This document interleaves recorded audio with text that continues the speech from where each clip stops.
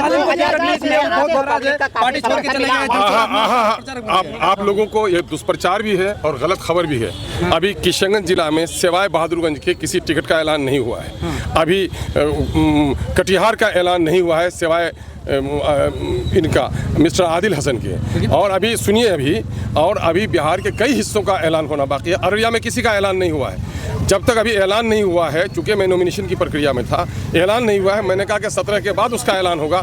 उससे पहले ही मौलाना रिज़ाइन कर दिए हैं, उसके पहले ही कई कैंडिडेट तबसरा कर रहे हैं। तो मैं समझता हूं कि मौलाना का इज़्ज़त और एहतराम हम करते हैं, लेकिन ये अमल मुनासिब नहीं है कि पार्टी ने अभी फैसला नहीं किया है, उसके फैसले से पहले ही तनकीद करते हैं और पार्टी को छोड़ देते हैं। हमारे अररिया से एक साथी ने भी इस तरह की नाराज़गी का इजहार किया है, जो मैं समझता हूँ कि हमारे पार्टी डिसिप्लिन के बिल्कुल खिलाफ है।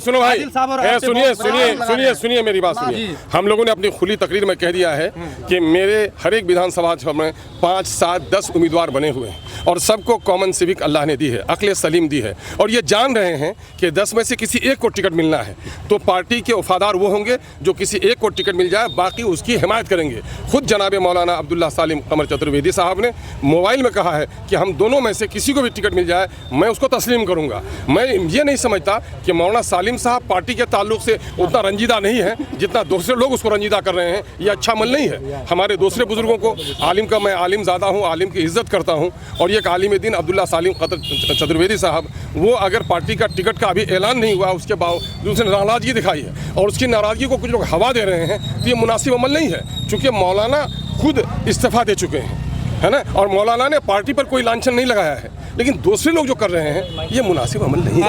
अमर में आपके पुराना साथी पशुपति पारस और तेज प्रताप जी आ रहे हैं, कितनी सच्चाई है?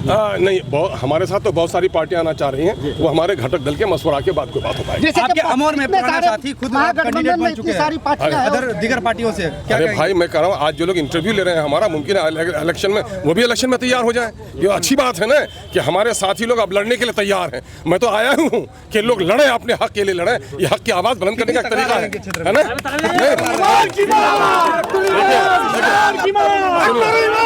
हमें उम्मीद है कि हमारे जो पुराने साथी हैं वही लोग जोश में खड़े हो गए हैं, लेकिन अंतिम वक्त में वो हमारा ही साथ देंगे। 2020 में अमर की जनता आपको कुर्सी पर बैठाई, अमर के जन जन और का शुक्रगुजार हूँ कि उन्होंने अपनी मोहब्बतों से हमें नवाजा।